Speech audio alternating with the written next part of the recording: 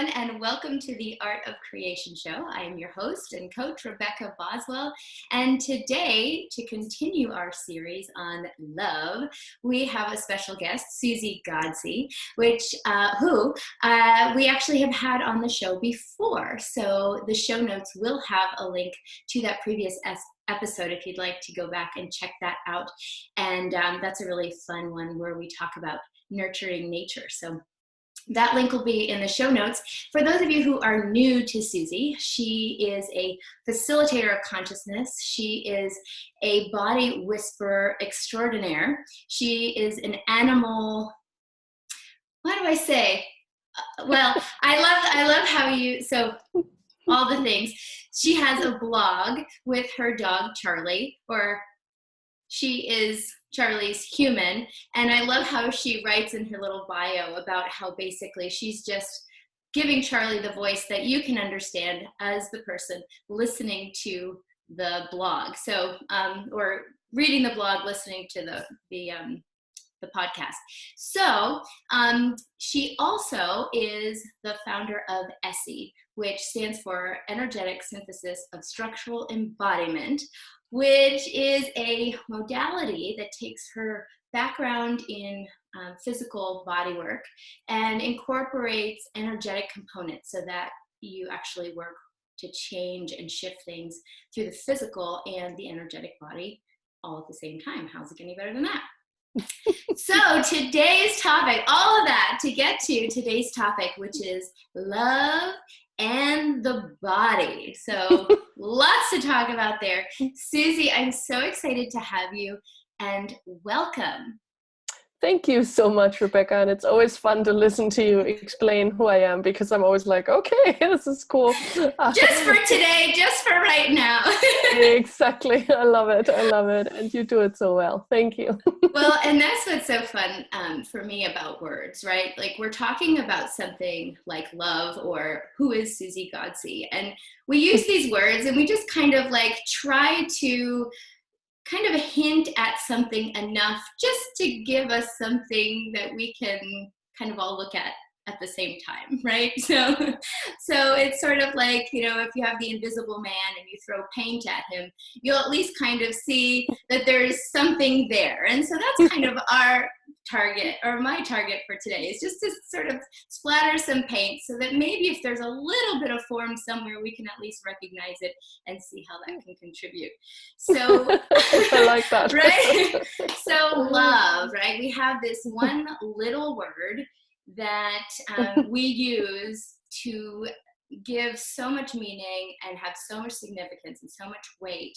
And lots of times it doesn't even really point at what it is that we're desiring or that we even are trying to get to, right? Like there are all these energies out there, and then we say love, and then we actually sometimes even squeeze all the energies that we're looking to connect with or looking to be in communion with. We actually squeeze those out because of all the baggage and attachment that we have to that one little word, right? How fun is that? Totally. So we have all this stuff, and then we bring in our bodies, right? And then and then we bring it. So we have these things so we have all these energies, and then we have this mind that tries to kind of define what those energies are and how we're going to use them and what they mean and all that. And then we kind of throw them at and towards and on our bodies. So just for the sake of this conversation, because it's such a big thing, what from your point of view, what are we calling love that actually isn't love? Just to start this conversation. Oh my, you know, this is actually a great conversation, and thank you, Rebecca, for having that as a topic, because I think for a lot of people this is exactly one of those places where they stick themselves with so many expectations and so many things that they have.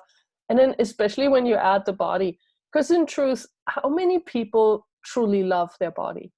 And then you hear all the time, you should love your body. And you ask me, well, what does that mean? What does love actually mean? What does it even mean to love your body? But for most people, I can say, well, truly, do you love your body? And most people are going to say, I should, I'm supposed to. Yeah. But no, actually, I hate my body. I stand in front of the mirror every morning and I judge myself, Oh God, another wrinkle here, and another saggy, droopy kind of skin thing here, and oh goodness, another gray hair. Like you literally, I mean, even as a kid, like I can't really say that I grew up loving my body, and I have to say I grew up in a family where food was not an issue. Like I was not ever forced to eat. I was not ever forced to finish my plate. I was not ever forced to eat what my mother cooked. Like if I didn't like it, I didn't have to eat it. She didn't go out of her way to make me 16 meals until I was satisfied. It was just, hey, if you don't like it, you either find something in the refrigerator or you go hungry. But it wasn't like from resistance. It was more like matter of factly. So excuse me, I'm very lucky in that regards, but I know a lot of people, even when it came to food, had so many projections and so many expectations about what is good food, what is bad food, what you should eat as a child. Oh God, you shouldn't eat ice cream or sugar, chocolate, all these kinds of things. The funny thing is my mother had never restricted me, and I didn't eat a lot of sugar, which is interesting. As a kid, I was not a sugar monger. I actually enjoyed real food. So that was never an issue. But I'm just throwing this in here in the conversation because I know that this is one of the things where a lot of people struggle, loving your body. What does that mean? Like loving the way you look? And then what are the standards of looks? And, and what does love mean? Yeah, that's a great question. What does love mean? And, Gary Douglas, the founder of Access Consciousness, was the first guy that said out loud that I heard, like, love has so many definitions. And for that reason, it is sort of like really difficult to even be on the same page. Because if I say I love my body, well, that means completely something different than when you say you love your body or I love someone else's body, or I mean, the definitions are vast. So it gets really tricky, and I think this is where a lot of people get hung up also, because it is tricky. Yeah. And I mean, there are so many judgments and expectations that we have from inside out that we perceive from outside in. So, you might hear like, well, okay, I will love my body if, this, like if I fix all the things, right? If I lose the weight, if I tone the jiggle, if I get the Botox, if I, wear a mask over my head, I mean, it's like, I would love my body if, as opposed to what can we acknowledge about our body now? Like, right, I had ankle surgery in the very beginning of the year, and right, for me, it's like each week I think, oh, I'm not back to where I want to be yet, and I have all these judgments about it. And then when I actually check in and I acknowledge, wait, if I look back to every Monday over the last 8 weeks, how different it's been, and how much my body has changed, and how much, what my abilities are physically over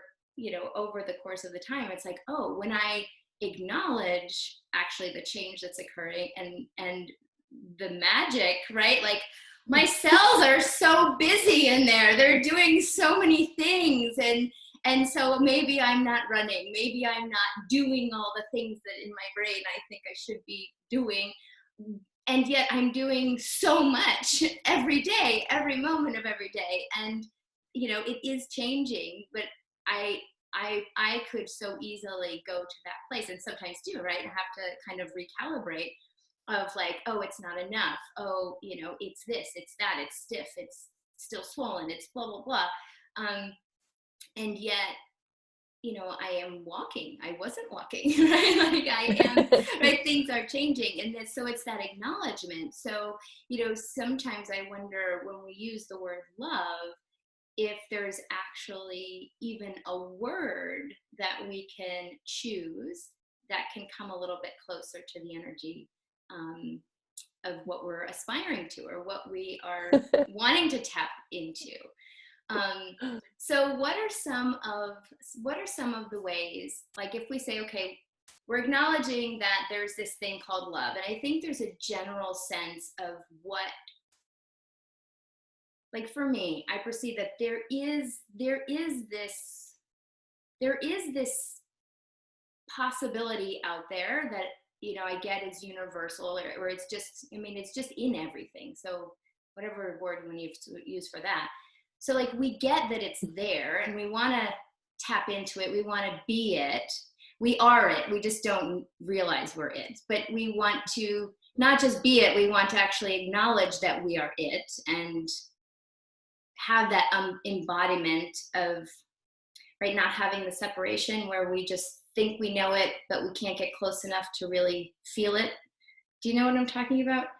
Yeah, and yes, totally. And I know this is also when I was younger, this was what I was always looking for. I was looking for, because this energy is palpable and it is there, and I think most of us perceive it with ease, and yet it feels unobtainable. At least for me, for a long time, it felt really unobtainable. I didn't know how to get there. Yeah, I really had no clue how to achieve even close to that. Like there wasn't really a path that I could see that was a possibility. I did a lot of different modalities to sort of sort out my way there, and it really truly wasn't until I met Gary Douglas and saw the Tools of Access Consciousness where I realized that, whoa, there is a possibility to actually get there. And it wasn't, the funny thing about all that was too that I always thought it required like a lot of work, and it required a lot of like diligence, and then one day I would be there. And now I'm realizing, oh, this is not a destination. This is an everyday choice that I can make. This morning I can wake up, I can stand in front of the mirror, and I can choose to judge my body, or I could choose to not do that. And actually, like you said, acknowledge my body, or be grateful for my body, or just have some kind words for my body. And that's a choice that I can make every morning. There's really not a whole lot I have to do other than that. I can literally choose, okay, would I like to be mean to my body this morning? Or would I like to be kind? So and of course you have many choices in between. And yet, a lot of times I used to think it was so difficult, like I had to go through all these different things to get somewhere. And now I'm recognizing it's not so much that. Yes, there can be, some things may be difficult to let go of, especially if you have judgments that you have been justifying and enjoying for a long time. To let go of them sometimes it's like, I don't want to let go of it. And yet when you do, it's easy all of a sudden. And then you realize, oh, I could choose something different. I don't have to do this anymore. Yeah. Whoa. Okay, cool. So let me choose that. And I want to actually do a quick exercise because I love this exercise. And it's so funny because, okay, so let's do this exercise. So right now, think of a person whose body you absolutely adore. Like you're like, whoa, this is a body that I would like to have. This is a body I would like to have. So everybody, have your body. So now I'm going to play God. I'm giving you permission to swap right now with that body. Swap. Will you do it? Nope. I can tell you 99% of you are going to say, I will not swap right now for whatever reason, okay?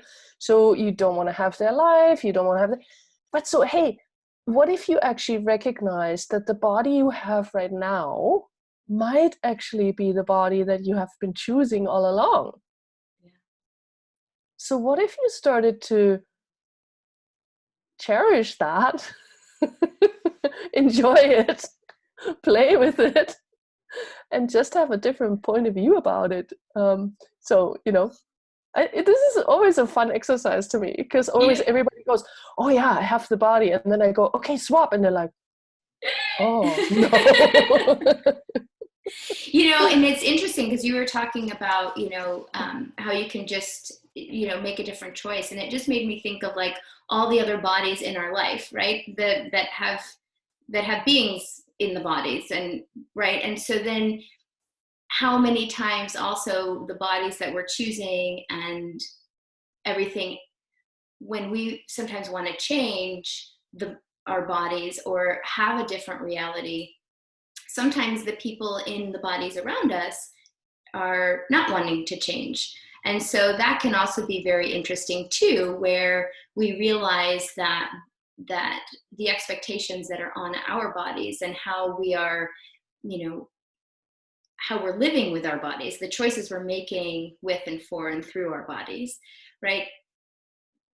If we start to choose differently, sometimes other bodies in our life can get very uncomfortable, because all of a sudden they're faced with the possibility of changing what they're choosing with their bodies. And not everybody is comfortable with that. Right. Well, as per your exercise. Exactly. Well, and also like what you just brought into this conversation too is, I almost want to challenge what you just said in a way of, is it actually the bodies that are not allowing the change, or is it the beings that are not allowing the change? Yeah. Are our bodies actually way more willing to change and be different than oftentimes we, the beings, are? Are we sometimes holding our bodies back? And in this reality, like there's a lot of beliefs that see the body as the bad thing. The body is the culprit. Like you cannot achieve enlightenment as long as you have a body, or your body is holding you back from being greater, and all that kind of stuff. And every time I ask, actually, is this true? Is this true? I always get a no, and I always go, okay, so this is one of those things that I have bought from this reality, where it's like, bought hook, line, and sinker, that my body is holding me back. But is that actually true? Or could I really truly have my body as an ally to create something greater? And you were talking about out-creating this reality. What does that even mean? It's really just making choices that are not part of the predictions of this reality, and our bodies are capable of incredible things. Like we hear these stories of a grandmother lifting up a car because her grandson is under it. How does that work? I can't explain that, and yet a body is capable of it, and obviously did it. So what are we denying that our bodies are capable of? And this is the kind of stuff where I feel like we haven't even explored a whole lot of this whole idea of what bodies can do, because in this reality, our bodies have been tainted as the limitation. Yeah. I mean, there is this, here we were born on this planet, and it's already from day one, there's, there are these dominant thought structures of, that the body is the source of sin, right? Like and that we are broken, and that, that we're always trying to get out of our body. We don't want to die, but we also don't want to be in our body, right? And yet, when I look at that and I play with it, and I'm like, and I would choose to come to this planet and be in a body for what reason? Maybe to enjoy having a body. Otherwise, why would I have chosen to come here? So this whole thing of like, love your body, and yet being told from day one that it's a real problem that you have a body.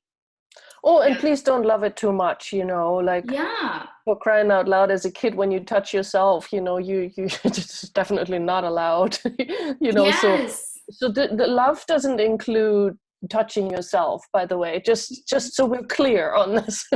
subject. Well, and even like, you know, loving, having that full, like, even as a child, when you have that busting, full expression of joy, right? I mean, that is loving yourself too, right? And then what happens? It's, oh, right? Come back, you know. Yeah. And that's that same thing too, of like, no, you know, don't be too much, don't be too big, don't be too happy, don't, you know. And so, but you should still love yourself, whatever that means, right? So love yourself, but not like that. The yes, but, right? Yes. It's the yes, but, yes, but. Yes, Exactly. you should, but. Exactly. Don't go too far with it. Well, and you know, so another thing that this is bringing up for me too is this whole notion in this reality of love and bodies, right? We're talking about loving your own body and what that can be like. But then we also have like love and bodies, right? So then that gets a whole nother layer of sticky, because now, right, I want to love you, or I want you to love me. And now we also have to reconcile these bodies, because there's one thing to have, you know, a connection on the being level, but now you have these bodies that have all this baggage from this reality as well placed on them. And so now my judgments have to somehow work together with your judgments, and your judgments and expectations have to kind of, you know, work with what I've got going on. And then we have all these ideas about what the love is going to look like when you bring all of those things smashing together, right? And then I think, well, also, like, you can only love me if my body does a certain thing or performs a certain way, or, you know, has a certain image or whatever. So how convoluted is that? What, from a body's perspective, could we be aware of that we could just say, you know what, I have the choice, I can let go of all of that. And what is possible actually between bodies? Like, if you get the people out of the way, like, from that expanded sense of what is possible, like, what is possible with bodies? Well, in a way, it's, you know, I to me, it's like puppy dogs, you know, in a way, like our bodies are like puppy dogs. They don't have judgments of anything. It's like our bodies don't care what somebody else looks like, or our bodies may have preferences, you know, certain smells may be preferred over others, but our bodies don't have any of these judgments, and they're like puppy dogs. They will play with anything and anyone. And they will just have fun with anything and anyone, you know, throw a ball and the body will be happy. Like, Yeah. You get what I mean? So it's, you know, if there really wasn't any judgment placed on this, if there was no significance on any of this, our bodies could have so much fun. And also choice, like, you know, it doesn't mean that bodies are going to be constantly looking for, like, copulation, or, you know, what if any of this was really just had more ease to it? You know, what if this wasn't sent by this urge and this, you know, and then, like you said, all these expectations, you know, the white picket fence, the 1.5 children, the, you know, all this kind of stuff. So what if none of that was actually real and true? And what if you could really find out for yourself what is actually true for you? And I have to say, like, when I first came to Access, I was married, and it was not happy at the time when I was married, not because the guy isn't great, but because I was not a relationship type person. What I realize now, I'm more of like this person that could be like, you know, a serial monogamist, like every 3 months a new person, or it's just, and what if that wasn't wrong? You know, what if you weren't wrong, if you were not the type that wants to be with one person for a long time? And what if it's okay for you if you are that too? What if there weren't any rules and regulations, and what was right or wrong about any of this? So, you know, and for me, it's always been that way. Like, I always got into somebody and I was like, ooh, and after 3 months I was like, oh, can I leave now? And then I was like, oh no, I'm not allowed to leave. Now we're in a relationship and I have to stick it out. And so the 3 months became 3 years or a year or 7 years, holy smokes. Yeah. So Yeah. yeah. Well, and that's it's like you have that sense of play and openness, right? Like the puppies you were talking about. And then it's like over time, little by little, those things start to get layered on top. And suddenly what had been so open and playful and a Fun. continuous exchange of energy, right? All of a sudden becomes, what I have in my head and then what you have in your head, and then somewhere we bump together physically every now and again, and that's that looks very different and is very different than in the beginning when you're curious, and you're you're in that play state. So Yeah. yeah, and what if it wasn't wrong to not be with any other bodies too? I mean, that's another thing that people I see all the time make themselves so wrong for. Like, oh, I'm really happy on my own. I'm the happiest I've ever been, but maybe I should start looking, it's been this many years since I've had, someone in my life. Maybe I should start looking again. Like, why? You just said you're the happiest you've ever been. Enjoy, right? Exactly.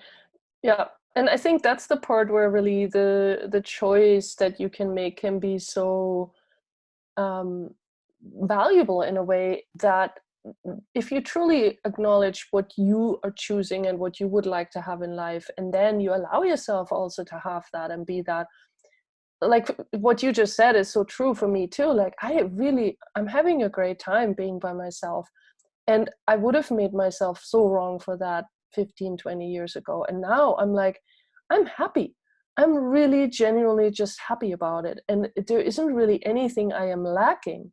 So this is again where, this is where if you're willing to choose beyond what this reality tells you is right and true and correct, then you can really just live in a different way. And so how much fun can you truly have? And what if you really enjoyed your body in a way that you haven't allowed before? Like, what is it that your body truly enjoys that you haven't been willing to play with, and what that is, and why not enjoy that?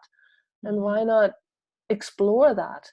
And you might think, oh, it's not allowed, or it's this weird fantasy, but is it, or is it just different? Yeah, just experiment, explore, go see what it is. And that's one of the things that I really appreciate about ESSE, right? It's this blending of all the places, of being able to tap into all the places where physically we've locked these judgments into our bodies, these kind of wonky points of view, and are able to start melting that away to actually give more of the choice that you're talking about right now. I always think about when I used to play more with bodies, right? And I worked a lot with fascia, fascinating. And I would always talk about like the t-shirt analogy, right? Like you do this thing and now like, your t-shirt is like here, and then you do this other thing in life and now your t-shirt is like, pulling over here, you do this other thing, right? And over time, like you're kind of walking around like this because of all these different things. And so then when you come in and it's like, okay, let's just let it come back to its natural state and then see what's possible. And so it's for anybody who's watching, if you're curious about it, there will be you'll be able to see Suzy's website and find out more about what that is. But if what I'm saying to you, you're like, oh, I want to unwrinkle my t-shirt, right? How nice would it be for my body to actually just be? Then that may be something that you want to check out. So before we close today, Suzy, is there a particular tool or exercise in addition to what we've already done that you could offer for those of us who really have been in this conversation with us today and are really wanting to connect or ready to connect more deeply with a new possibility with their body, where can they start? Well, first of all, I would say there is this one tool. It is basically called Interesting Point of View. I have this point of view. And yeah, a lot of people think, oh, I've heard this before and it doesn't really work. Well, I want to challenge you to play with it a little bit more and really use it with your body.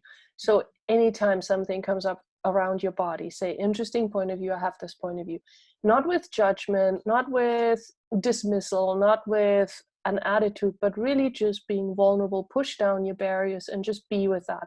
And be like, okay, interesting point of view, I have this point of view that I'm thinking I have another wrinkle in my face or whatever. And then just keep doing that. Interesting point of view, I have this point of view about such and such about my body. Interesting point of view, I have this point of view about blah, blah, blah, blah, blah, about my body. And just keep playing with that. And then also at the same time, when you're doing this exercise, expand out yourself. Like don't, like a lot of times when we see ourselves in like any kind of issue, we tend to contract and make ourselves smaller. So make yourself bigger, you know, push yourself out there. Like you are, as an infinite being, you are infinite. Mm-hmm. So make yourself infinite. Don't try to fit yourself into this body. You are not inside of your body. Your body is inside of you. Mm-hmm. So please, you know, push yourself out in all directions. So, you know, and out beyond this planet into the universe. You are, as a being, you are huge. Okay, so allow that. And then when you start using this other tool of interesting point of view, I have this point of view, you might start to peel away all the layers of judgments that you have about your body and yourself in a situation with your body. And, you know, why didn't my body do this? Or, you know, all this kind of stuff. When you start to do that, you start to recognize that there is a different way of being with your body. And truly, how much more fun could you have with your body? Yes, I love it. And it really is. It's like, you know, I keep hearing just acknowledging what your point of view is, acknowledging that it doesn't have to be that way, acknowledging that there are other possibilities, even if you're not aware of them yet, you know, acknowledging that you have a body, acknowledging the gifts of your body, and also acknowledging that it's not as significant as we make it, right? That there's more to all of this than that little box that we give ourselves, and, you know, all the fear that, I mean, because if we didn't have a body, I don't think we could have fear. I don't know that fear would be possible without a body. So, you know, I mean, that's a big, this is why we have fear, because if we don't have this, then there's that thought that there's nothing else. So it's very significant. So tapping in, I love that exercise, because tapping in, it's when you begin to realize, okay, wait, there actually could be more to this whole game than when I'm thinking from this little place. So thank you for that big gift. Well, and thank you for this conversation. You are, you know, thank you so much for having me too. Yes, it's always a pleasure to speak with you and catch up with you wherever you are in the world. You know, tough to pin your body down, and how fun is that? So I appreciate your being here. I will put the link to your website, suzygodsey.com, in the show notes, as well as the link to the Blogspot Radio Conversations with Dog, so that anybody who wants to go there can be a part of that fun creation. And I'm so bad, because that has actually changed, but I will has use the new link. Yeah.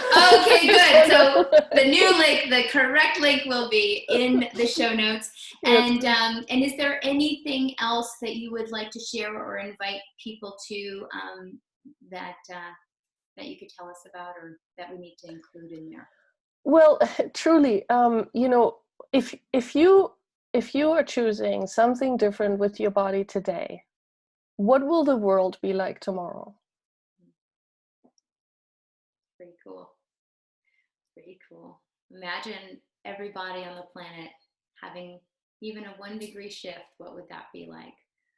Yeah. Woof. I'll have that, please. And what would it take for that to have actually just been the invitation that was required? So thank you for that too. Thank you. Oh, well, thank you, Suzy. Thank you guys for watching. I mean, it's fun having this conversation with Suzy, and even more fun knowing that there are ripples out into the world, into the universe, that you get to be a part of. So thanks for being here too. And next week we we continue this conversation with our next guest. So stay tuned for that. And actually, I think that one is Love, Fear, and Creation with, well, I'll let, you'll have to see who it is. It's exciting. You'll have to see who it is. She's, she'll be a fun guest too. So those of you watching, I won't give it all away just yet. So everyone, thank you so much. And until next week, I wonder what we'll discover next. See you all. Bye-bye.